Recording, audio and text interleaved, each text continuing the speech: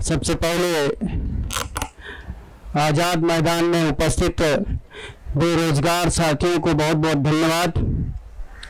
और लाइव प्रसारण कर रहे साथी से निवेदन भी है कि थोड़ा भीड़ की तरफ भी ये प्रसारण होना चाहिए, क्योंकि हिजड़ों को ये पता होना चाहिए कि अब बेरोजगार घर बैठने वाले नहीं हैं। अब ये बेरोजगार सड़क पर उतरने की तैयारी कर रहे हैं और ये आज़ाद मैदान से शुरू होने जा रहा। आने वाले 2024 तक इस देश के हर जगहों पर ये बेरोजगारी मुद्दा राष्ट्रव्यापी बेरोजगारी मुद्दा बनने जा रहा और ये आगाज आज आपके मुंबई से शुरू होने जा रही। तो साथियों, ये जो बेरोजगारी समस्या है, ये वास्तव में बेरोजगारी समस्या एक समस्या नहीं है, बल्कि ये बेरोजगारी समस्या की वजह से इस देश का लोकतंत्र खत्म कर दिया गया, क्योंकि लोकतंत्र ही रिप्रेजेंटेटिव सिस्टम पर लागू है। अब रिप्रेजेंटेटिव सिस्टम में यही कहता है कि आप रोजगार से जुड़े हुए हो, आईएएस आईपीएस भी अगर बनोगे तो रोजगार के श्रेणी में आता है। अगर लोकतंत्र रिप्रेजेंटेटिव सिस्टम पे टिका हुआ है तो आज आपको नौकरी से बेदखल किया गया तो भारत की रिप्रेजेंटेटिव सिस्टम कोलैप्स होगी। अब भारत की रिप्रेजेंटेटिव सिस्टम जब कोलैप्स होगी तो इस देश की लोकतंत्रात्मक व्यवस्था भी कोलैप्स हो जाएगी। इस परिस्थिति में यह बात अध्ययन करने की जरूरत हम लोगों की है, यह बेरोजगारी समस्या किधर से शुरू हुई।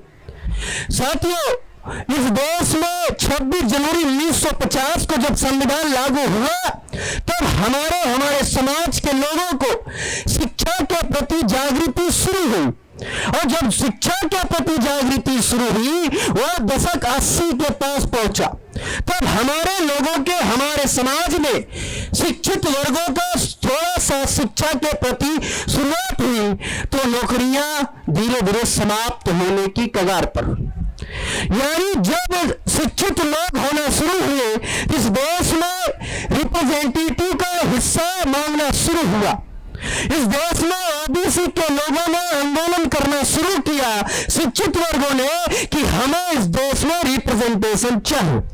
और जब रिप्रेजेंटेशन का सवाल हल होना शुरू हुआ तब इस संसद में बैठे हुए नामर्द लोगों ने इस देश में एलपीजी नाम का कानून लाया। और ये जो एलपीजी नाम का कानून लाया, ये कानून इसलिए लाया कि इस देश में बेरोजगारी बढ़ाई जाए और रोजगार खत्म किया जाए, क्योंकि अगर वो रोजगार देंगे तो आप रिप्रेजेंटेटिव लोकतंत्र स्थापित करोगे। तो ये खत्म किया जाए, ये सारे खत्म करने के लिए इस काम में केवल बीजेपी ही वर्तमान की सरकार शामिल नहीं है, इस काम में पूर्व की सरकार कांग्रेस भी शामिल है, जो एलपीजी नाम का कानून ला करके लिबरलाइजेशन, प्राइवेटाइजेशन, ग्लोबलाइजेशन के माध्यम से इस देश में नौकरियां समाप्त कर दिया। और 2011 के बीच में उस वक्त कांग्रेस की सरकार थी, उस वक्त बेरोजगारी का दर जो था वो 3% था। अभी जब भारत सरकार, नई सरकार जब बनी 2014 की सरकार, इस वक्त बेरोजगारी की दर 6% बढ़ गई। और बेरोजगारी जब वो 14 की सरकार बनी तो इसी आधार पर बनी कि हम 2 करोड़ लोगों को नौकरियां देंगे। वो जुमलाबाजी की सरकार ने यही कहा कि हम 2 करोड़ नौकरियां देंगे, मगर दुखद बात क्या है, हम लोगों से ब्लैकआउट किया गया। जिन्होंने कहा 2000 करोड़ नौकरियां, 2 करोड़ नौकरियां देंगे, वही सरकार ने 2017 के दौरान 1.1 करोड़ नौकरियां समाप्त कर दी। ये रिपोर्ट CMIE की रिपोर्ट कहती। CMIE रिपोर्ट जो एक स्वायत्त संस्था है, प्राइवेट संस्था है, भारत के इकोनॉमिक सर्वे करता है, भारत के सर्विस पर सर्वे करता है, वह रिपोर्ट लाया कि इस देश में 2017 के दौरान 1.1 करोड़ नौकरियां समाप्त की गई। आपको नौकरी देने की बात कही गई थी, मगर समाप्त कर दी गई वो नौकरियां। फिर इसके बाद एक खतरनाक समस्या पैदा हुई जो हम लोगों से ब्लैकआउट किया गया। साथियों, भारत सरकार ने 2006 में जब कांग्रेस की सरकार थी तो देश की सांख्यिकी अध्ययन करने के लिए इस देश में एनएससी नाम का एक संस्था बनाया था, नेशनल स्टैटिस्टिक्स कमीशन। और नेशनल स्टैटिस्टिक्स कमीशन का चेयरमैन प्रोफेसर एक सदस्य थे, एक चेयरमैन थे, उसमें बीवी मोहनन करके थे, पीवी मोहनन, और एक प्रोफेसर सदस्य थी मीनाक्षी करके थी। ये दो सदस्य और एक चेयरमैन और सदस्य लोगों के ऊपर इस सरकार ने 2019 के दौरान दबाव बनाया। क्या दबाव बनाया कि आपको बेरोजगारी दर, आज जो हम लोग अध्ययन करके आपको बता रहे हैं कि इस देश में इतने करोड़ लोग बेरोजगार हो गए, ये बात जनता के लोगों तक जानी नहीं चाहिए। ये दबाव बनाया इन चेयरमैन के लोगों के ऊपर, और सरकार ने दबाव बनाने के बाद एक भयंकर समस्या निर्माण हुई कि 28 जनवरी 2019 को ये चेयरमैन जो भी पीवी मोहनन जी थे और सदस्य जो इस कमीशन के थे, एनएससी कमीशन के जो सदस्य थे, वो सरकारी स्वायत्त संस्था थी जिसका काम ही था कि सर्वे करके इस देश का स्टैटिक अध्ययन किया जाए कि भारत की इकोनॉमिक व्यवस्था में श्रम व्यवस्था कितनी है, कितनी श्रम व्यवस्था नहीं है। यह सर्वे करने के लिए संस्था बनाई गई थी। उस सर्वे करने वाले चेयरमैन को इस्तीफा देना पड़ा और एक साथ दो लोगों ने इस्तीफा दिया। और जब जैसे इस देश में उस सरकार में के लोगों ने, उसमें एनएससी के लोगों ने इस्तीफा दिया, वैसे ही नरेंद्र मोदी ने एक चुनावी प्रोपेगेंडा में 2019 के चुनाव में ये कहा था कि इस देश में पकौड़ा तलना भी बेरोजगारी की समस्या समाप्त हो सकती है। पकौड़ा तलना भी एक रोजगार है, कहा था आप लोगों के सामने। उस वक्त कहा था कि पकौड़ा तलना भी रोजगार है, और हमारे युवाओं ने उस वक्त पकौड़ा तल करके विरोध प्रदर्शन भी किया था। इस तरीके से इस देश में जो ये रिपोर्ट है इस देश की वास्तविक आपके सामने बेरोजगारों को जाना चाहिए कि बेरोजगारी क्यों बढ़ रही है, इसके पीछे क्या मकसद है, और वो बेरोजगारी के पीछे क्या करना चाहते हैं। वो केवल ये नहीं करना चाहते हैं कि आपको बेरोजगार बनाना चाहते हैं, बल्कि इस देश में सामूहिक नरसंहार की ओर आपको ढकेलना चाहते हैं। यह समस्या इस देश में ये शासक जाति के लोग, शासक वर्ग के लोग आने वाले समय में सामूहिक नरसंहार में ढकेलना चाहते हैं। इसलिए रिपोर्ट भी आई, अभी जनवरी के माह में रिपोर्ट आई एक अखबार की कि देश के आर्थिक व्यवस्था में 20 करोड़ नौकरियां समाप्त हो गई। अरे देना दूर की बात है, 20 करोड़ नौकरियां जो हमारे पास थी वह समाप्त कर ली गई। ये समस्या अभी हम लोग चर्चा कर रहे थे, हम लोग आपस में ये चर्चा कर रहे कि हमारे पास सरकार के लोग एक हमारे ऊपर लांछन लगाते क्या कि इस देश में रोजगार है मगर स्किल्ड लोग नहीं पैदा होते। तो मैं सवाल करता हूं जो लोग लाछन लगा रहे हैं हम बेरोजगारों के ऊपर कि हम इस देश में नौकरी है मगर स्किल्ड नहीं है, तो ये अनस्किल्ड लोग किस फैक्ट्री से पैदा हो रहे हैं?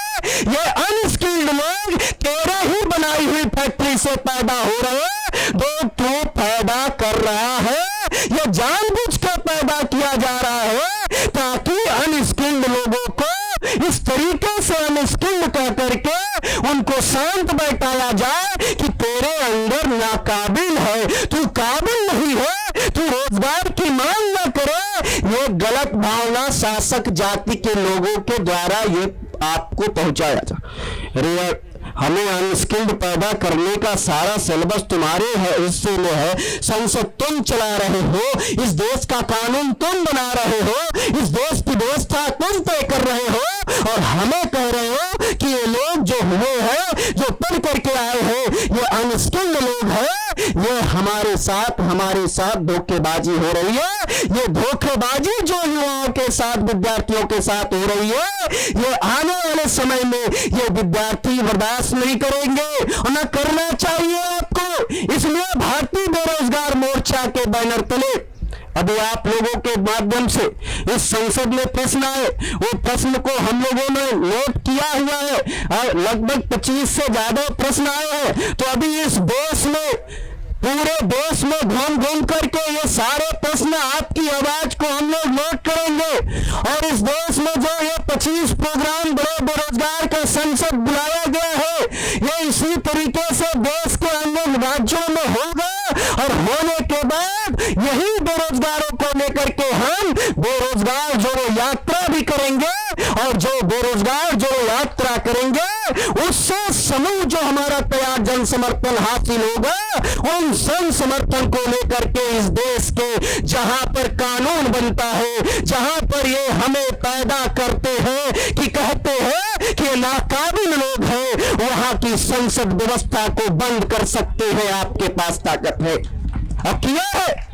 आप लोग बोल रहे हो जब इस देश में आपने किया है, जब इस देश में आर्मी में अभी अग्निपथ अग्निवीर नाम का योजना लाया गया 2022 में, तो बिहार के युवाओं ने बहुत बड़ी क्रांति की, मगर अन्य देश के अन्य राज्यों के लोगों ने सामूहिक रूप से चुप्पी साधी। अगर उसी वक्त बिहार के साथ अन्य राज्य के लोगों ने समर्थन किया होता तो वो जो आज अग्निवीर नाम का आया है वो समाप्त हो जाता।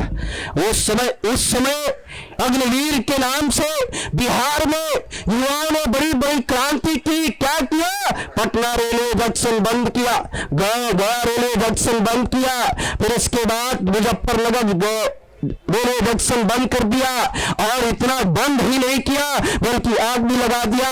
कहा मुझे रोजगार चाहिए, ये अग्निवीर हमारे साथ धोखा है और बड़ा आंदोलन खड़ा हुआ।